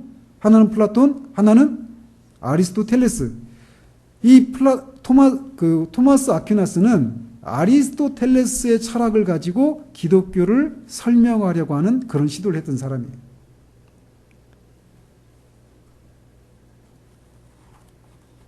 그리고 이것이 이렇게 문화와 기독교를 종합을 이루려고 하는 이런 시도들이 저스틴부터 시작해서 클레멘트, 오리겐, 또 토마스 아퀴나스 막 이렇게 쭉 이어져 오는데 지금은 없느냐? 지금도 있어요. 지금도. 현대도 계속 이런 사람들이 있는 거예요. 현대 철학의 대표자라고 하는 독일의 슐라이어 마커라고 하는 사람이 있어요. 제가 발음이 좋지는 않지만 슐라이어 마커라고 하는 사람이 있는데 그 사람이 현대 신학의 아버지라고 불리는 사람이에요. 그 사람도 궁극적으로 그 신학을 얘기하려면 여러분이 이해도 못하겠고 여러분을 이해시킬 만큼 제가 설명하지도 못해요. 근데 그 슐라이어 마커라는 사람에 의해서도 이 문화를 기독교와 접목을 시키려고 하는 이런 시도들이 현대도 있었다는 거예요. 그리고 지금도 여전히 있어요. 지금도. 실존주의 철학에 의해서 기독교를 설명하려는 시도들. 실존주의 철학자 중에 대표적인 사람이 키에르케고르라는 사람이 있어요. 그리고 여전히 실용주의이며 어떤 분석 철학이며 이런 철학을 가지고 이런 문화를 가지고 기독교를 설명하려고 하는 시도들이 고대에서부터 2세기 때부터 지금 현대까지 계속 이루어지고 있다는 거예요. 그래서 그런 문화를 가지고 그런 현대 철학이나 이런 고대의 그런 철학, 이런 문화를 가지고 기독교를 설명하니까 그 사람들이 하나님도 얘기하고 구원도 얘기하고 성육신도 얘기하고 영생도 얘기하고 기독교를 그런 문화를 가지고 설명을 하려고 하니까 언뜻 들으면 다 우리하고 얘기하는 거 똑같은 말 안 해 이렇게 받아들이겠죠. 근데 그 속을 들어가 보면 뭐가 있다? 이 문화의 그 뿌리가 뭐가 있다요? 뭐가 있다요? 뭐가 있다고요? 유빈이가 그런 얘기 하는데 뭐가 있냐면 반하나님적인 그리고 인간이 모든 활동의 중심이 되고자 하는 그런 사상이 있는 거예요. 그러니까 여러분이 해야 될 일이 뭘까요? 무장을 해야 되는 거예요. 뭘로? 성경이 뭘 말하는지에 대한 지식을 갖고 있어야 되겠죠. 그걸 가지고 있어야 그 겉으로는 똑같은 말을 하지만 그 말 속에 깔고 있는 그 전제하고 있는 그 반하나님적이고 인본주의적인 그 생각들을 읽어낼 수 있어야 되는 거예요. 그러려면 지금 세상에서 그렇게 여전히 고대에서뿐만 아니라 지금도 여전히 그 문화를 가지고 기독교를 설명하려고 하는 문화와 기독교를 종합을 이루려고 하는 그런 시도들이 지금 현대에도 어떤 식으로 이루어지고 있는가라고 하는 그런 통찰들을 가지고 있어야 되겠죠. 그걸 모르면 속는 거야. 아까도 김성성 목사님이란 말 얘기했잖아요. 근데 거기에 조회수가 제가 몇 년 전에 봤을 때만 해도 30몇만 번, 막 이렇게 돼요, 조회수가. 우리는 조회수 없음도 있어, 지금 심지어. 우리 유튜브에 올라가 있는 거는. 근데 그 잘못된 가르침이란 말이에요. 그만큼 많은 사람이 그 진리를 분별을 못하고 속는 거야. 어쨌든 이렇게 이 문화와 기독교의 관계 속에 이렇게 전적으로 수용하려고 하는 한 그룹이 있어요. 그리고 그 흐름은 말씀드린 것처럼 그렇게 흘러왔어요. 오케이? 또 한 그룹이 있는데 전적으로 배척하거나 거부하는 그룹이에요. 그래서 이것의 대표적인 사람이 있다라고 한다면 3세기 초엽의 신학자였던 터툴리아누스라고 하는 사람이에요. 이제 터툴리아누스라고 하는 사람은 제 기억으로 법을 전공했던 사람인가로 알고 있어요. 근데 40대에 회심을 했어. 40대. 늦은 나이에 회심을 했죠. 근데 이 사람은 이 저스틴과는 정반대 지점에 서 있는 사람이에요. 그래서 이 사람이 했던 말 중에 이 문화와 기독교의 관계를 어떻게 생각하고 있는가를 가장 축약해서 한 말이 있는데, 아테네와 예루살렘이 무슨 상관이 있느냐 이렇게 말을 했어요. 아테네는 뭘 대표해요? 어디 수도예요? 그리스 수도. 그러니까 아테네는 그리스 문화, 헬라 문화의 상징이죠. 그죠? 예루살렘은 교회, 기독교. 그래서 터툴리아누스 여러분들 이런 말들, 이런 경구, 이런 것들을 많이 알고 있어야 돼요. 여러분들 미드나 이런 거 보세요. 다 그런 말들 다 많이 하죠. 그 말들 속에, 이 짧은 경구 속에 그 사람이 말하고자 하는 핵심이 다 들어있는 거야. 터툴리아누스는 아테네와 예루살렘이 무슨 상관이 있느냐 이런 말을 통해서 문화에 있는 그 핵심을 간파한 거죠. 반하나님적이고 인간 중심적인 그런 사상이 녹아있는 것들. 그래서 그거를 다 거부하는 거예요. 터툴리아누스는. 그래서 그 저스틴은 기독교가 너무 합리적이기 때문에 나는 기독교를 믿는다 이렇게 말을 했는데, 이 터툴리아누스는 자신은 기독교를 신앙하는 것은 오히려 불합리하기 때문이다 이렇게 말을 했어요. 정반대 있으니까. 그래서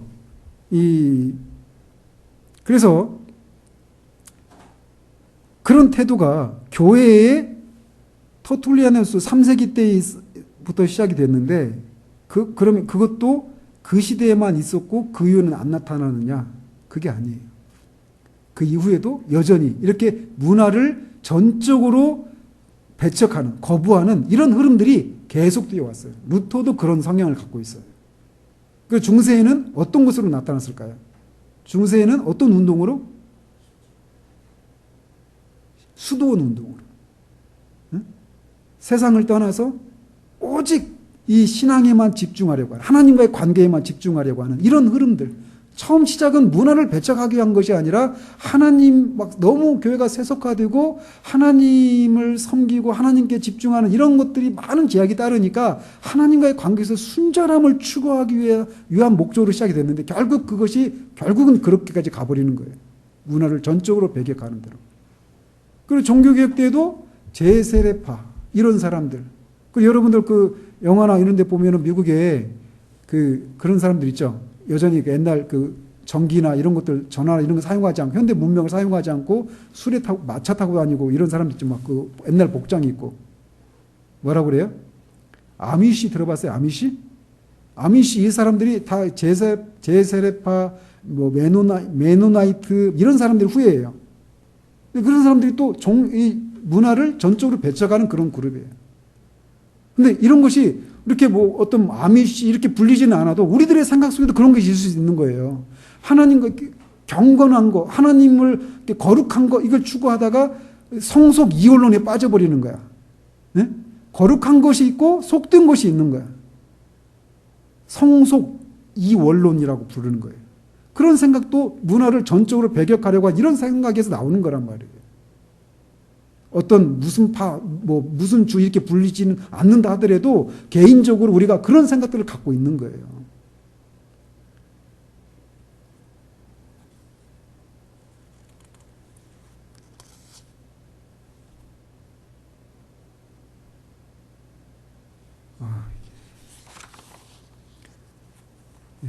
마지막으로 한 가지만 보고 그럼 마지막 견해는 뭐라고요?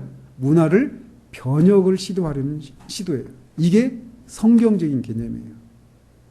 자, 문화의 시작이, 이 문화의 본격적인 시작이 가인의 후손에 의해서 본격화됐다라는. 그래서 거기 안에는 하나님 백성 되기를 거부하는 그런 사람들에 의해서 문화가 융성하고 발전해 왔기 때문에 그 문화 속에는 반하나님적이고 인간 중심적인 생각들이 녹아 있다라는 거죠.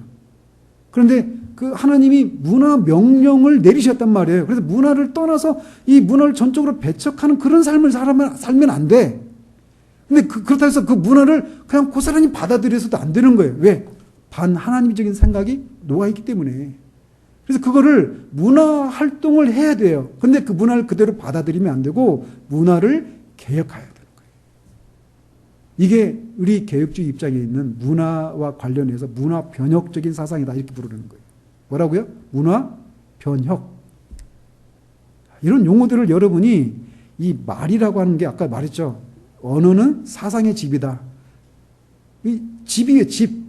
그래서 언어 속에 어떤 사상들이 녹아 있는 거예요. 그래서 그 언어를 가지고 짧은 병구를 가지고 아까 말한 터툴리아누스처럼 예루살렘과 아테네가 무슨 상관이 있느냐. 이 한마디 말로 통해서 문화와 기독교의 관계를 그냥 말해주잖아요. 더 이상 논란의 여지가, 논박의 여지가 없는 거야. 그런 것처럼 여러분이 이런 용어들, 여러분이 책을 읽을 때 그냥 어떤 막 줄거리들 읽고 막 이런 것보다도 그런 표현하고 짧은 그런 그 명언들 있잖아요. 이런 것들을 자꾸 외워놓으세요. 예? 저도 책을 읽고 그런 것들을 자꾸 기억에 남게 하려고 이렇게 외우고 막 그런단 말이에요. 자, 그래서 이 마지막 관점이 문화 변혁이라고 하는 관점인데 이것은 또 언제부터 나타났느냐? 기독교가 헬라와 로마 세계를 정복하기 시작하면서 나타난 그런 태도라고 할 수 있습니다. 그래서 교회는 이제 신약의 교회가 오순절에 시작이 됐죠. 사도행전 1장 8절에서 주님이 승천하시면서 제자들에게 말씀하셨어요. 너희가 위로부터 권능을 입으면 어디로부터? 예루살렘과 유대와 사마리아와 땅끝까지 이르러 내 증인이 되리라 이렇게 말씀하셨어요. 사도행전은 그것이 어떻게 성취되어 가는가를 기록하고 있는 책이에요. 그래서 처음에 예루살렘의 성령이 그 다락방에 임하면서 거기서 신약교회가 시작되면서 그들이 여러 나라 말을 통해서 이렇게 방언을 통해서 하나님의 큰 일을 말하죠. 그리고 거기서 예수님을 통해서 하나님이 하신 그 큰 일을 거기서 예루살렘부터 시작되는 거예요. 그리고 유대의 그 복음이 전파되고 그다음에 사도행전 8장에 가면 이제 사마리아 성의 빌립 사이에서 복음이 전파되고 그리고 13장에 가면 이제 그 안디옥이라고 하는 그 지방에 와가지고 헬라 사람들한테 복음을 전하는 거예요. 그리고 최초 이방인인 이 고넬료 10장에서 고넬료라고 하는 사람에게 이 베드로 사도가 복음을 전하고 거기서 최초의 개종자가 나와요. 그리고 13장에 가서 안디옥에 있는 그 그리스도인들이 이제 그 복음을 헬라 사람들에게 전하게 되고 그 헬라 사람들을 대상으로 바울이라고 하는 사도가 이제 헬라 세계에 복음을 막 편만하게 전파하는 거예요. 그 한 사람이 20만 킬로 정도, 2만 킬로 정도 되는 그 거리를 걸어서 그렇게 그 복음을 전한 거예요. 사도 바울에 의해서. 그래서 사도 바울에 의해서 이 유대 땅을 넘어가서 그 이후에 있는 그 시리아, 오늘날의 시리아, 이스라엘 위에 시리아가 있어요. 들어봤죠? 그 시리아, 그 옆에 이제 오늘날의 터키 넘어서 유럽 대륙. 그리고 이 터키, 유럽 대륙 이쪽 지중해로 건너가가지고 아테네. 그리고 저기 스페인까지. 바울이 거기까지 간 거야. 걸어서 배 타고. 근데 어쨌든 복음이 그렇게 막 전파되었단 말이에요. 근데 기독교 복음이 그리스도 복음이 막 전파될 때 가는 곳마다 사람들이 왜 이제 왔어요? 왜 우리에게 이런 진리를 이제서 전해줬습니까? 이랬습니까? 아니었어요. 대부분은 핍박했어요. 주로 유대인들이 먼저 핍박했고. 그러면서 이 기독교가 10차례에 걸쳐서 대대적인 핍박이 있었어요. 네르 황제부터 시작해서 도미티아누스 황제에 이어서 계속 10명 다 이름은 기억이 안 나는데 어쨌든 그게 10대 대핍박이 있었어요. 그 시간이 거의 300년 가까운 시간이에요. 300년 가까운 시기 동안 복음이 계속 교회가 핍박을 받았어요. 이 로마 세계 속에서 기독교인들은 마이너리티였어요. 소수자였어요. 아주 비주류 중에 비주류였어요. 그런데도 거기에서 이들이 복음을 계속해서 견지한 거예요. 그 핍박을 받으면서도 로마 세계 속에서 그때는 로마 제국이었잖아요. 그죠? 이 초대교회 때. 그러니까 로마 제국 때였는데 그 로마 제국 안에, 그러니까 예루살렘, 유대 땅도 그렇고 그 이후에 그때는 소아시아, 아시아 이렇게 불렸던 그 유럽의 그 막 저 영국까지 해가지고 다 유럽 전체 대륙이 거의 대부분이 로마의 지배를 받고 있었단 말이에요. 로마 제국. 근데 로마 제국 하에 있었는데 거기에서 이 로마 제국의 로마 제국을 유지하는 것 중에 하나가 뭐였냐면 로마의 황제가 주라고 하는, 황제를 숭배하는 사상들이 있었어요. 그래서 기독교인들에게 황제가 주냐 아니면 너희들이 전하는 그리스도가 주냐라고 하는 질문 앞에 그리스도가 주라고 하면서 사람들이 막 죽어가는 거예요. 여러분이 나중에 조지 폭스의 순교사화라고 하는 책을 한번 읽어보세요. 그들이 얼마나 많은 사람들이 여러분들이 지금 이렇게 앉아가지고 마음껏 찬양하고 예배하고 이런 신앙, 기독 신앙을, 이런 신앙의 자유를 누리게 되기까지 처음에 예루살렘부터 돌고 돌아가지고 막 유럽 대륙을 지나가지고 미국으로 와가지고 그 미국에서 우리나라까지 와서 여기 초대 그 조선 땅에서 얼마나 많은 핍박이 있었고 이런 피해 역사들 여러분이 알면 여러분의 눈이 뒤집혀져요. 내가 지금 누리고 있는 이 자유가 이 자유를 위해서 얼마나 많은 사람들이 피해 순교가 있었는지 그 두려움 가운데서도 그들이 주님을 향한 그 신앙을 버리지 않고 그들이 그렇게 그 복음을 전하고 해서 결국 여기까지 왔다라는 거예요. 그래서 초대교회 그래서 그리스도가 주냐 아니면 황제가 주냐라고 하는 이게 아주 그 신앙의 갈림길을 좌우하는 그런 큰 문제였던 거예요. 그래서 굉장히 많아요. 여러분이 그래서 자주 이런 순교사와 우리 앞에 있었던 그런 사람들이 신앙을 고수하기 위해서 어떤 희생을 치렀는가 이런 얘기를 이렇게 자꾸 읽으면 우리의 나태해진 그런 신앙이 다시 정신 차리게 되고 이런 일들이 있어요. 근데 어쨌든 그렇게 교회는 처음에 핍박을 받았어요. 그러다가 주후 313년 콘스탄틴 대제라고 하는 사람에 의해서 기독교가 공의를 받습니다. 그래서 이제 기독교가 이제 그 기독교 신앙을 해도 순교를 당하거나 핍박을 당하지 않게 되었어요. 공인이 되었으니까. 그리고 4세기의 테오도시우스, 이 사람 이름이 생각이 안 나서 테오도시우스 황제에 의해서 로마가 그 기독교가 로마의 국교가 됩니다. 황제가 기독교가 국교로 정해버린 거예요. 그럼 어떻게 될까요? 기독교가 국교가 되어버리면 이제 기독교인이 아닌 사람이 소수자가 되죠. 그러니까 기독교가 국가 종교가 되니까 어떻게 되겠어요? 이제 뭐 국가의 그런 공무원들, 막 주요한 사람들 다 이제 교회로 들어와야 되는 거예요. 아니면 이제 이단화가 되어버리는 거니까. 네? 그렇게 되면서 이제 그래서 교회 역사가들은 이 테오도시우스 이전에 기독교가 이제 공인한 이 콘스탄틴 대제 때 교회가 그때부터 세속화가 되었다 이렇게 말을 해요. 근데 타당한 판단이라고 평가라고 생각해요. 그렇지 않겠어요? 한 회사에서도 사장이 기독교인이면 그 밑에 뭐 부사장 뭐 이런 사람들도 다 이제 기독교인이 옛날 우리나라 그랬어요. 사람들이 다 직원들이 기독교인이 아니면 승진이 안 되니까 울며 겨자 먹기로 다 가는 거야. 그래서 거기에 돈이 모이고 권력이 모이고 그러는 거예요. 정부가 모이고.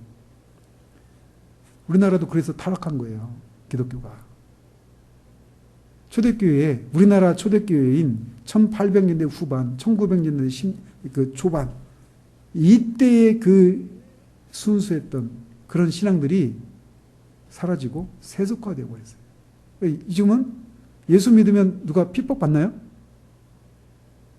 그전과 비교해보면 핍박이라고 할 수도 없는 거예요. 저도 직장생활 10년 하면서 핍박이라고 할 만한 어떤 기독교인이기 때문에 받는 어떤 불이익들을 받고 살아긴 했어요. 지금도 있어요.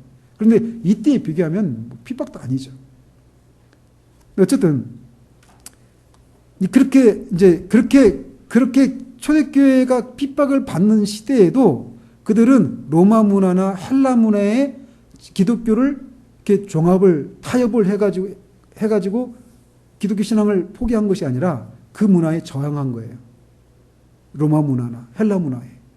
그리고 문화 번역의 신학적인 작업은 누구에게서부터 비로소 시작됐냐면 아우구스티누스 들어봤죠? 네 글자로 뭐라고 말을 해요? 어거스틴이에요. 아우구스티누스는 로마식 발음이고 어거스틴에 의해서 이루어지는데 그는 우리 교회도 어거스틴의 영적인 성장과 발전인가? 뭐 그런 제목으로 제가 논문 올려놓은 거 있죠? 거기서 보면은 이 어거스틴은 처음에 마니교에 빠지기도 했어요. 마니교에서 말하는 거 핵심이 뭐냐면 선과 악이라고 하는 이원론을 주장하는 거예요. 그래서 선과 악의 싸움으로 이 세상을 해명하는 거예요. 그래서 그 마니교에 빠졌을 때 마니교에 빠졌던 시기가 있었어요. 그리고 또 이 회의주의에 빠졌던 시기도 있었어요. 회의주의도 나중에 이제 여러분 철학 공부하다 보면 배우게 되는데 회의주의는 그러니까 유명한 게 에포케라고 하는 단어가 있어요. 에포케가 뭐냐면 판단 중지. 그러니까 이게 뭐냐면 어떤 게 이게 옳다라고 하는 것을 내가 어떻게 알 수 있지? 이런 식이에요. 그러니까 모든 것을 우리는 정확하게 알 수 없다라고 하는 거야. 그러니까 어떤 것을 옳고 그름을 판단하는 것을 중지해야 된다. 이게 판단 중지, 에포케가 판단 중지예요. 그러니까 회의주의에 빠지면 어떻게 될까요? 뭐 어떤 게 진리인지 아니면 비진리인지 알 수가 없는 거야. 회의주의는 결국 어디로 빠질까요? 허무주의로 이어지게 되어 있는 거예요. 그리고 이 회의주의는 지금도 나타나는 거예요. 지금 제가 말씀드리는데 이런 철학 사상들은 옛날에 있었다가 지금은 아무런 의미도 없고 영향도 끼치지 않는 이런 게 아니에요. 그게 계속 사람들 속에 다 녹아 있는 거야. 사람들 속에. 그런데 어쨌든 이 어거스틴이 마니교에 빠졌다가 회의주의에 빠졌다가 신플라톤주의에 빠지게 돼요. 신플라톤주의니까 플라톤주의가 아닌 그 당시 새로운 플라톤주의죠. 어거스틴 당시에 4세기 때. 그래서 이 신플라톤주의는 일자와의 연합을 꾀하는 거야. 일종의 신비적인 종교죠. 그러니까 신비주의 철학이에요. 신플라톤주의는. 그래서 어거스틴이 한때 그런 거에 심취하게 됐어요. 마니교와 회의주의와 신플라톤주의. 그러니까 그러다가 진짜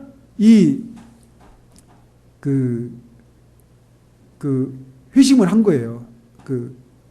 암브루시우스라고 하는 주교에 의해서 주교의 도움으로 회심을 한 거야. 진짜 그리스도를 만난 거야.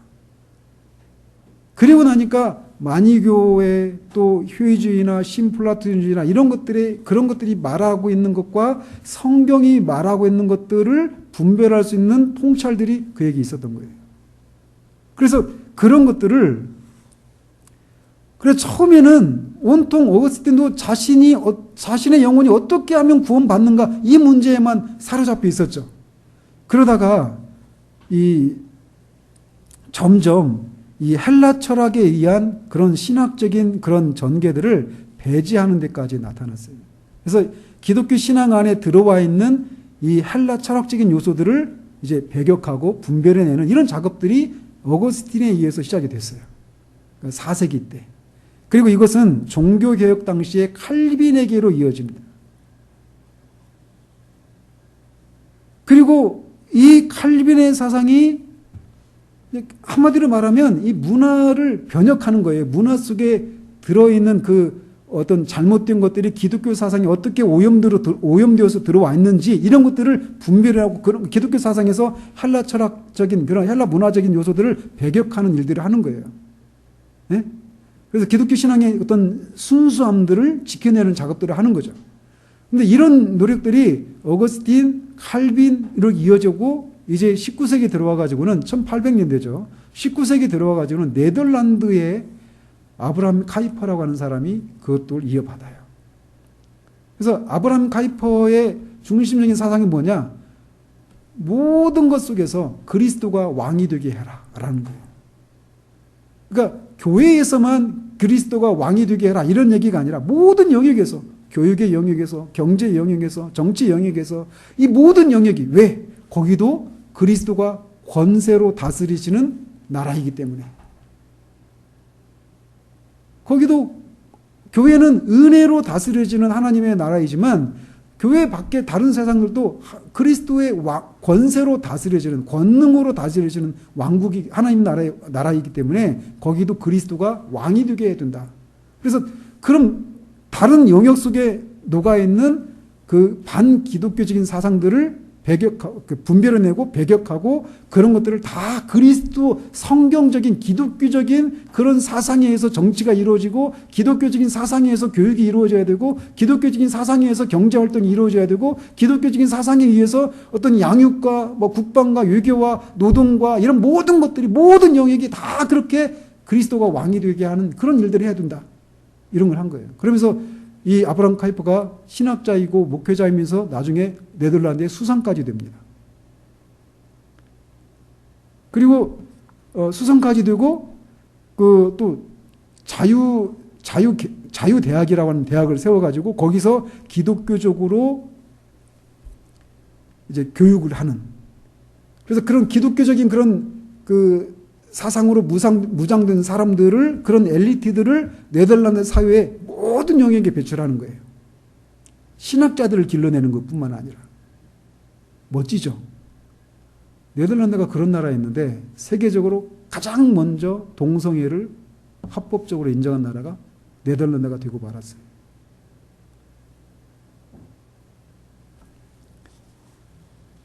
자, 그래서 이렇게 이 문화와 관련해서 이 세 가지 흐름이 있어요. 그러면 우리는 이 문화에 대해서 우리는 어떤 태도를 취해야 되고 실제적으로 우리는 어떤 일들을 해야 되는가? 이건 내일 아침에 하도록 하겠습니다. 기도하겠습니다. 하나님 아버지,